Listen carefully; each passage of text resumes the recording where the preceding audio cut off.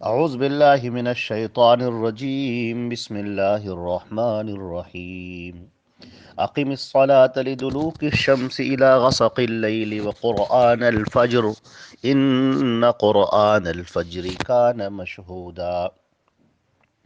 یہ سورہ بنی اسرائیل کی آیت نمبر 78 ہے، 78، اور ترجمہ اس کا یہ ہے کہ نماز قائم کر آفتاب کے ڈھلنے سے لے کر رات کی تاریکی تک، اور فجر کے وقت قرآن پڑھنا بھی۔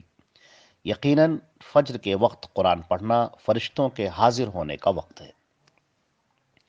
اب اس آیت میں اس سے پہلے جو آیتیں چل رہی تھیں، جو مضمون چل رہا تھا، شروع سے وہ توحید، رسالت اور آخرت کے دلائل تھے اور ان پر اعتراضات کے جوابات تھے۔ اب اس کے بعد اعمال کا یہاں پر ذکر فرمایا ہے۔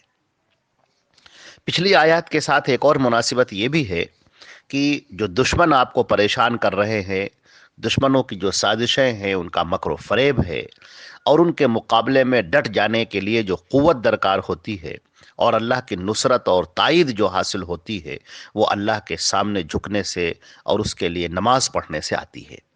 لہٰذا آپ نماز قائم کریں، یہ آپ کے لیے ان سے مقابلے کی قوت کا ذریعہ بنے گی۔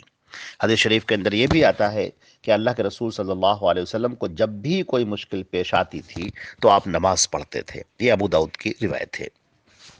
اور اعمال میں سب سے افضل تو نماز ہے، کیونکہ اسلام میں داخل ہونے کے بعد مسلمان ہونے کی پہلی شرط اور علامت ہے، جیسے کہ سورہ توبہ کے اندر اس بات کا ذکر کیا گیا ہے، آیت نمبر 5 میں اور 11 میں بھی۔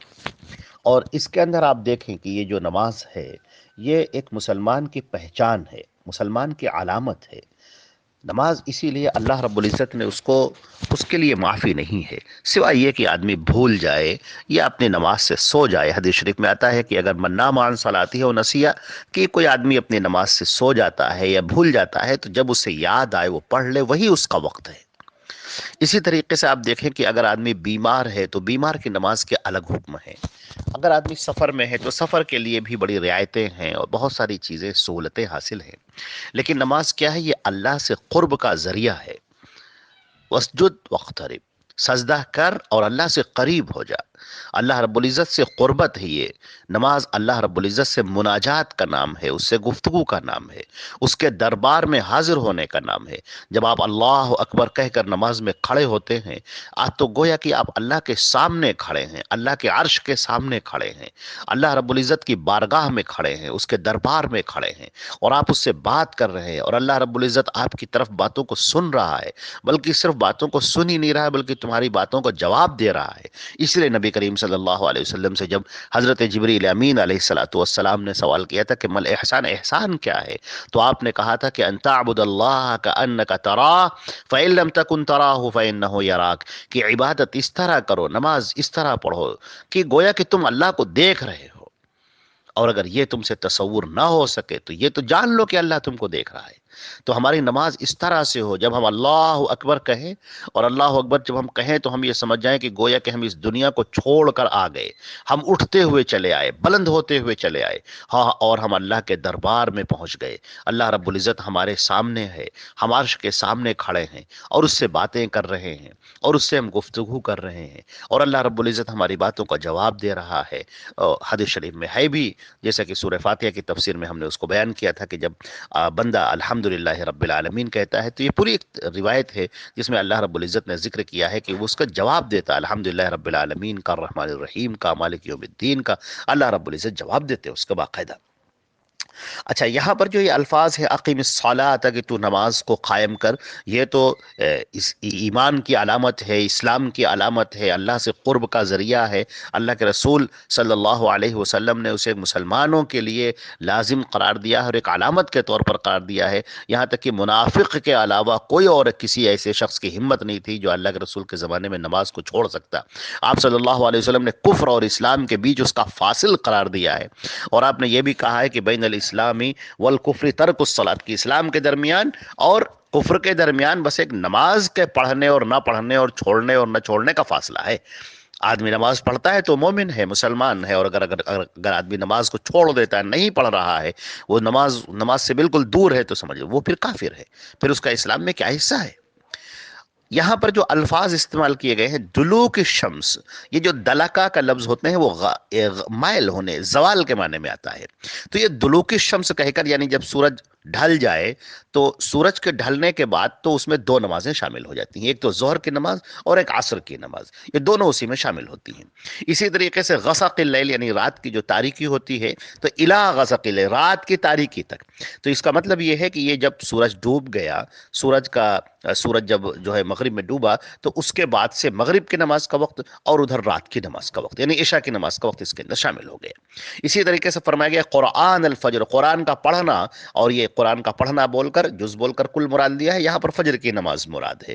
ان قرآن الفجر کان مشہودا، جب فجر کی نماز میں قرآن پڑھا جاتا ہے اور اس وقت جب قرآن کی تلاوت کی جاتی ہے تو وہ فرشتوں کے حاضر ہونے کا وقت ہے. تو اس طرح سے اس پہ پانچوں نمازوں کا وقت آ گیا ہے. اور اس کے علاوہ بھی سب سے بڑی بات یہ ہے کہ اللہ کے رسول صلی اللہ علیہ وسلم نے یہ اقامت صلاۃ کا جب حکم ہوا ہے اللہ کا، تو اس کے ساتھ اوقات بیان کیے گئے ہیں. قرآن پاک میں فرمایا گیا ان الصلاۃ کانت علی المؤمنین کتابا موقوتا، کہ نماز جو ہے وہ اپنے اوقات، وقت کے ساتھ میں، ٹائم کے ساتھ میں فرض کی گئی ہے. اور یہ تواتر کے ساتھ اللہ کے رسول صلی اللہ علیہ وسلم سے ثابت ہیں.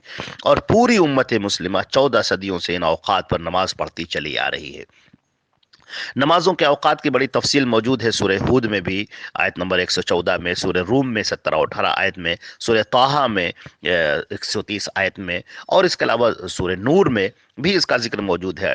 لیکن یہ نمازوں کے جو اوقات کی اول اور آخر کی جو حد بندی ہے کہ یہاں سے وقت شروع ہوتا ہے، یہاں پر وقت ختم ہوتا ہے، پھر یہاں سے وقت شروع ہوتا ہے، تو یہ جو اوقات ہیں یہ نبی کریم صلی اللہ علیہ وسلم کو حضرت جبریل علیہ السلام نے 2 دن نماز پڑھ کر سکھائی تھی. یہ بخاری شریف کے اندر کتاب مواقیت الصلاۃ کے اندر یہ چیز، اور مسلم میں بھی کتاب مواقیت الصلاۃ کے اندر یہ چیز موجود ہے.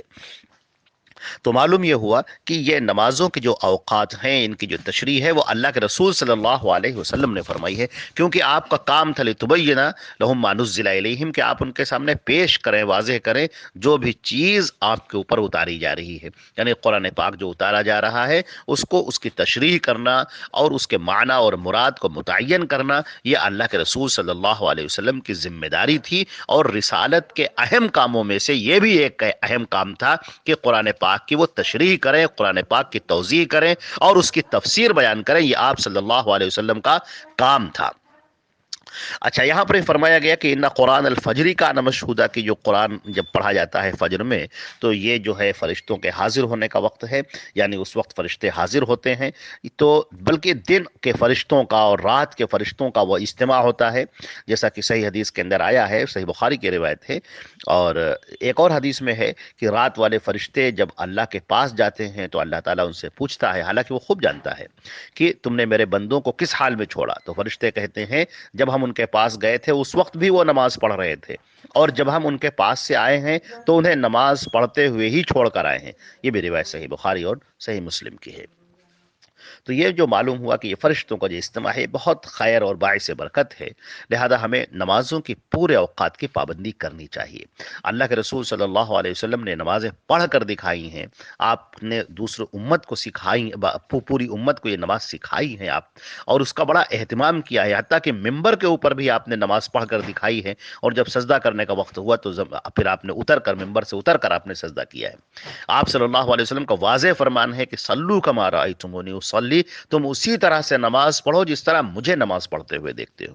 اسلام کے اندر سب سے اہم جز اور سب سے اہم حصہ نماز پڑھنے کا ہے. اگر نماز میں اگر کوتاہی ہوتی ہے تو اس کا مطلب یہ ہے کہ یہ ایمان کی کوتاہی ہے، لہذا ہمیں اس کی طرف پوری توجہ کرنی چاہیے. السلام علیکم ورحمۃ اللہ وبرکاتہ.